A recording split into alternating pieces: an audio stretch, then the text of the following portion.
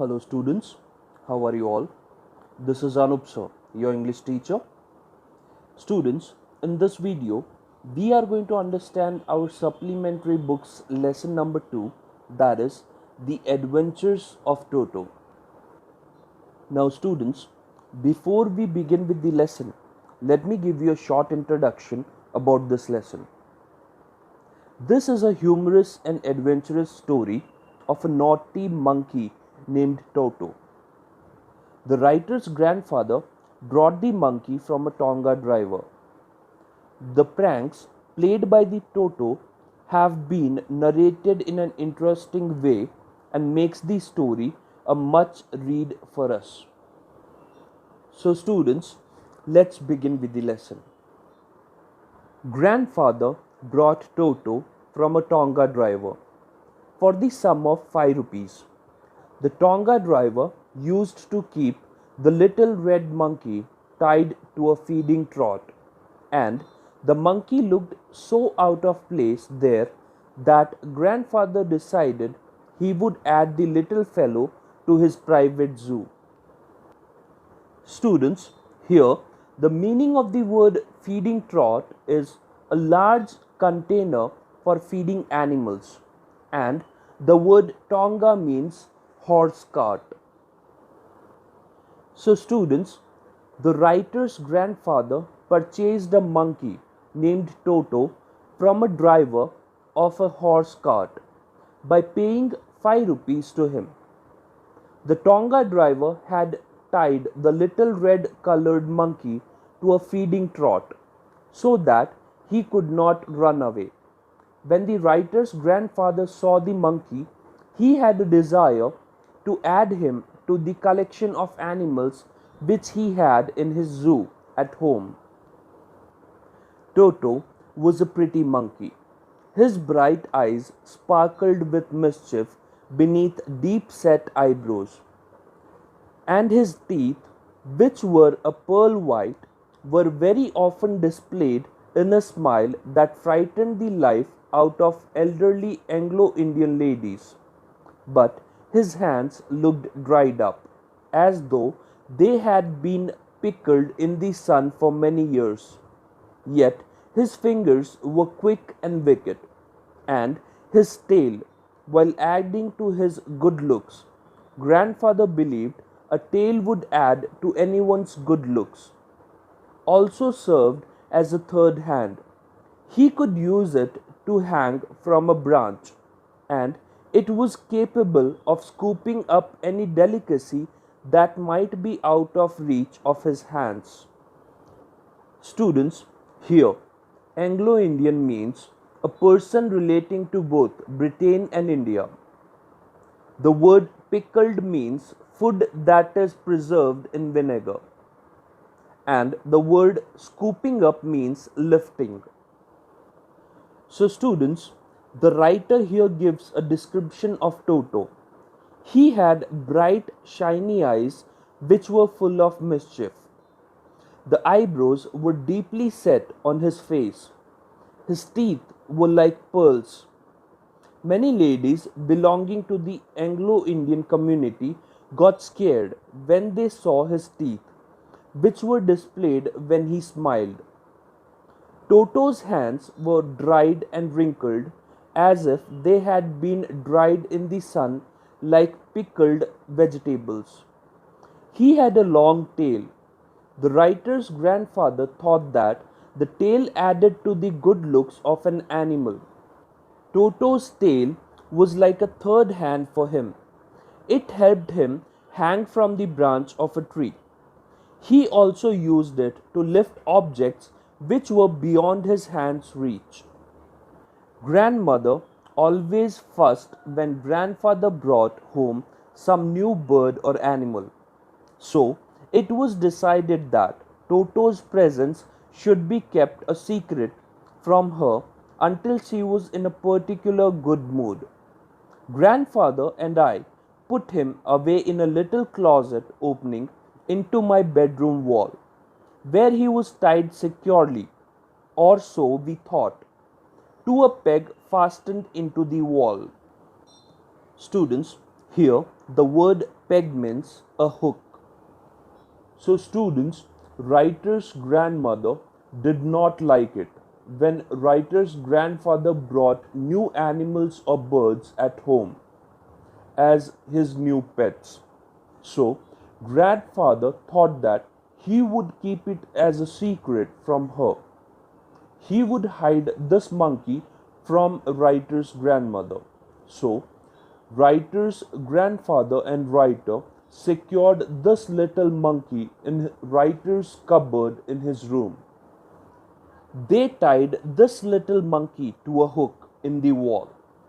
They thought that this monkey would be secure in his room, but somewhere they were wrong.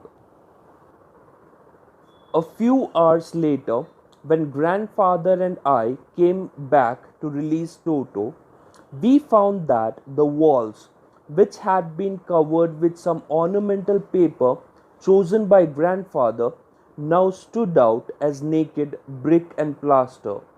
The peg in the wall had been wrenched from its socket, and my school blazer, which had been hanging there, was in shreds.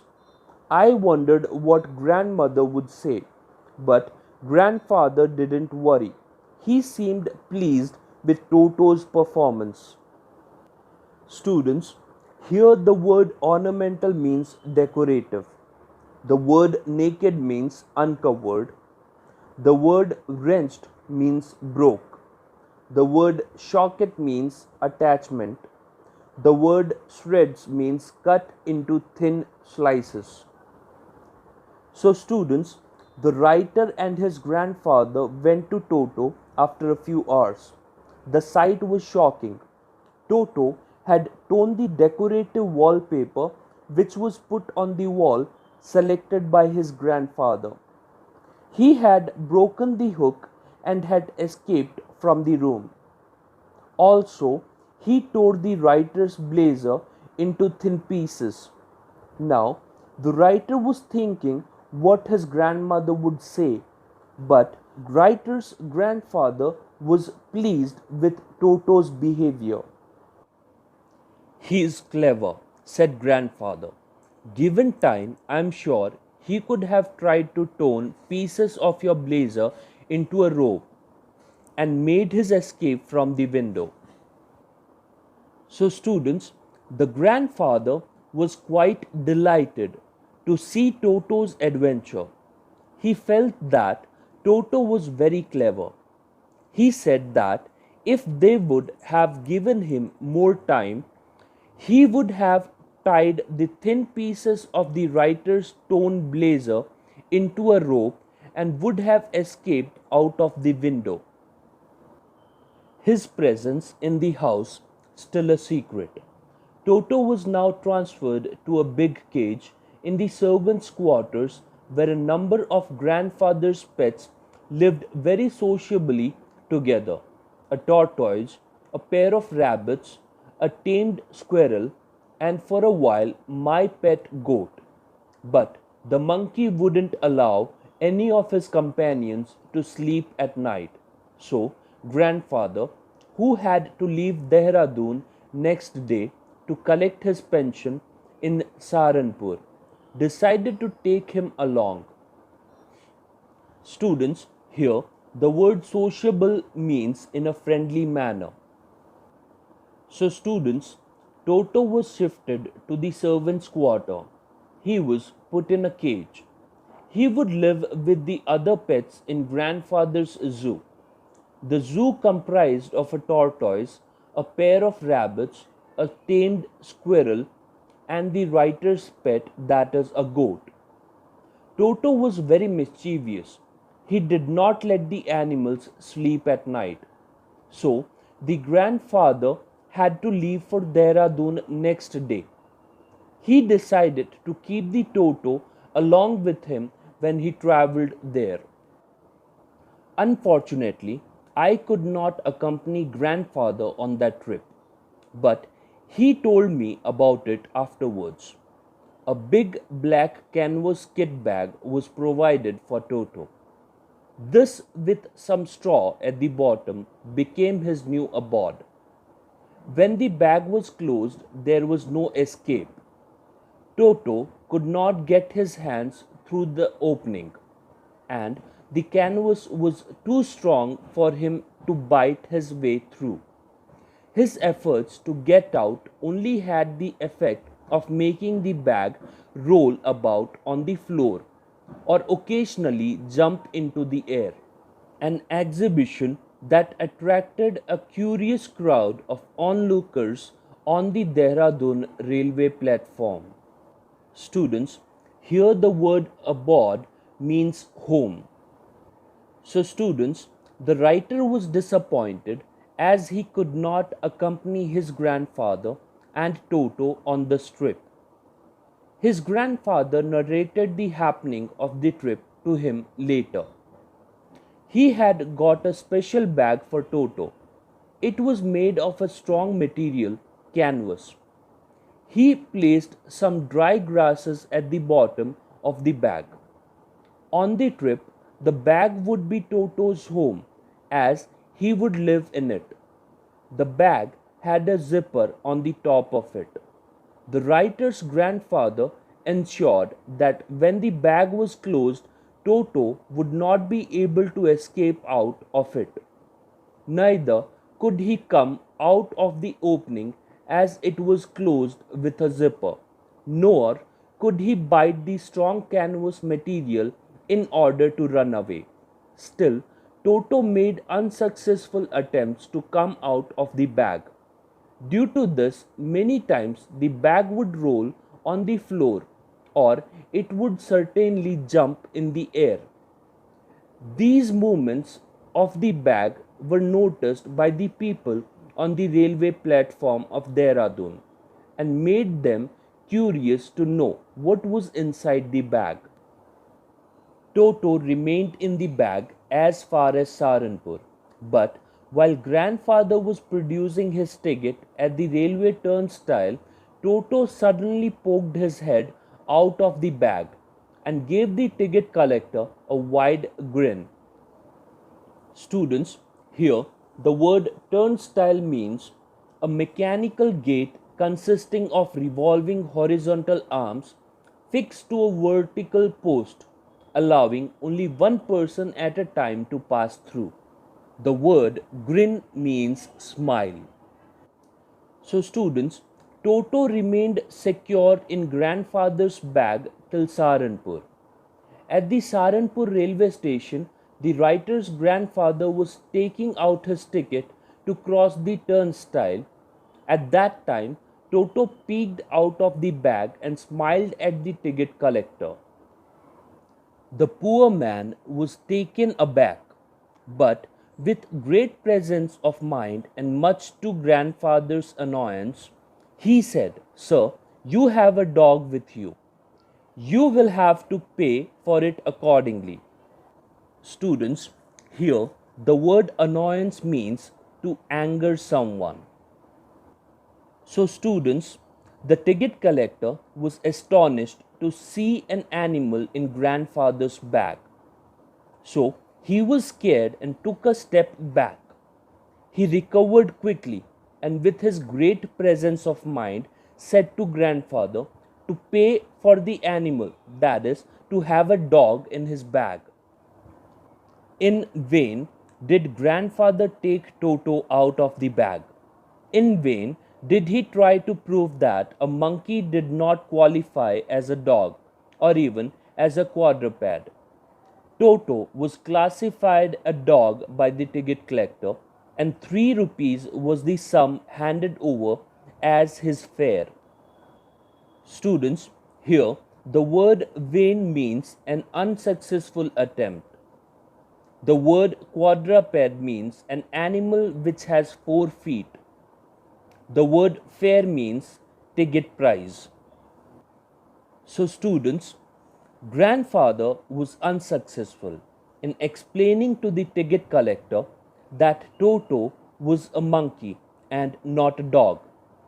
He insisted that Toto was not even an animal with 4 feet, but the ticket collector was firm that Toto fell in the category of dogs. Grandfather had to pay 3 rupees for Toto's ticket. Then, grandfather, just to get his own back, took from his pocket our pet tortoise and said, "What must I pay for this since you charge for all animals?" Students, here, this idiom, to get his own back, means to take revenge. So, students, grandfather was disappointed, and in order to take revenge from the ticket collector, he took out his pet tortoise from his pocket. He asked if he was supposed to buy a ticket for this animal too. The ticket collector looked closely at the tortoise, prodded it with his forefinger, gave grandfather a pleased and triumphant look, and said, "No charge. It is not a dog." Students, here the word prodded means pushed. So, students, the ticket collector took a close look at the tortoise, pushed it slightly with his forefingers, and announced that grandfather was not required to buy a ticket for it, as it did not fall in the category of a dog. When Toto was finally accepted by grandmother, he was given a comfortable home in the stable, where he had for a companion the family donkey Nana. On Toto's first night in the stable, grandfather paid him a visit to see if he was comfortable. To his surprise, he found Nana without apparent cause pulling at her halter and trying to keep her head as far as possible from a bundle of hay. Students, the word stable means building set apart and adapted for keeping horses. The word halter means a strap or loop placed around the head of a horse or other animal, used for leading or tethering it. So, students, the writer's grandmother finally came to know of Toto's presence in the house. She allotted him space in the stable, along with the family donkey, Nana. On the first night in the stable, grandfather visited Toto to see if he was comfortable. He found Nana restless, pulling its rope in order to stay away from the heap of hay. Grandfather gave Nana a slap across her haunches, and she jerked back, dragging Toto with her. He had fastened onto her long ears with his sharp little teeth. Toto and Nana never became friends.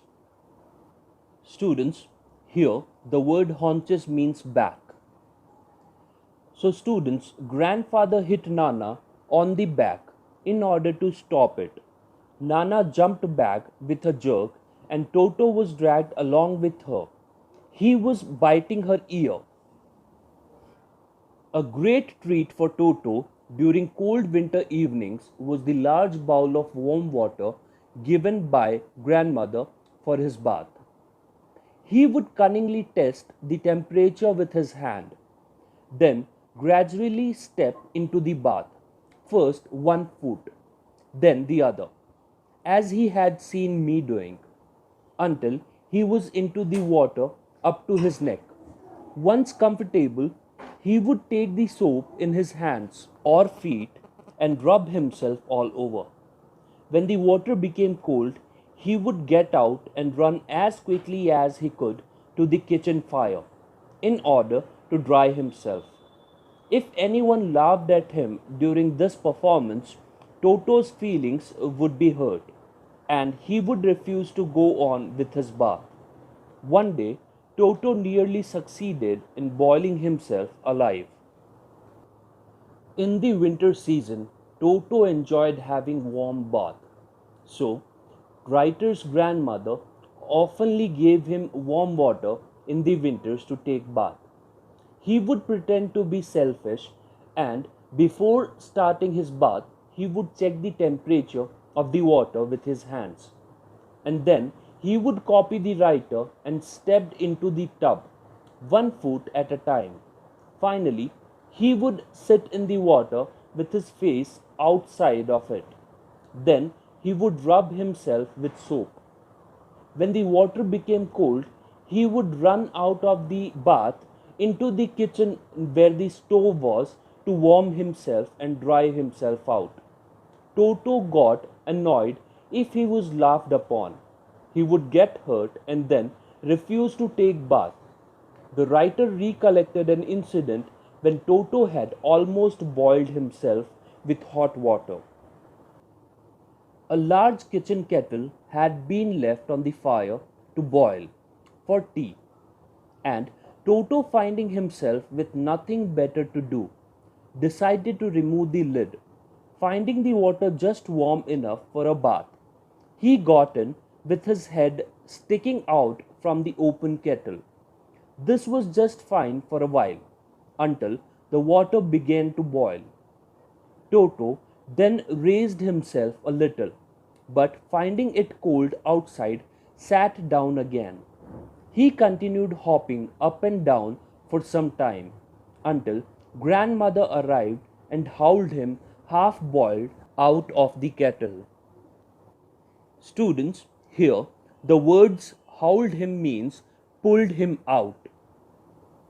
So, students, in a large kettle, water was boiling on the stove inside the kitchen. Toto had nothing to do, so he climbed up the stove and removed the lid of the kettle. He felt that the water was warm enough for him to take a bath. He entered the kettle with his head out of it. When the water started boiling, it became hot for Toto. He thought of coming out of the kettle, but as the temperature outside was cold for him, he stayed in it. Toto kept on jumping in the kettle for a while. It was when the writer's grandmother arrived that she took the half boiled monkey out of the kettle. If there is a part of the brain specially developed to mischief, that part was largely developed in Toto. He was always tearing things to pieces. Whenever one of my aunts came near him, he made every effort to get hold of her dress and tear a hole in it. So, students, here the writer wants to say that if there is a part in our brain that governs our ability to create mischief, then that part in Toto's brain was highly developed, as he had a great capacity to do mischief. He always wanted to tear things up. So, whenever his aunts passed him, he tried to tear a hole in her dress. One day at lunchtime, a large dish of pulao stood in the center of the dining table. We entered the room to find Toto stuffing himself with rice. My grandmother screamed, and Toto threw a plate at her. One of my aunts rushed forward and received a glass of water in the face. When grandfather arrived, Toto picked up the dish of pulao and made his exit through a window. We found him in the branches of the jackfruit tree, the dish still in his arms. He remained there all afternoon, eating slowly through the rice, determined on finishing every grain. And then, in order to spite grandmother, who had screamed at him, he threw the dish down from the tree and chattered with delight when it broke into 100 pieces. Students, the word here spite means a desire to hurt, annoy, or offend someone, and the word chattered means the sound made by the monkeys. So, students, the writer recollected another incident when Toto created a lot of mischief. At lunchtime, a dish of rice was placed on the dining table. When the family reached to eat, they found Toto eating it. The writer's grandmother screamed at Toto, and in response, he threw a plate at her. When the aunts tried to catch Toto, he threw a glass of water in their face.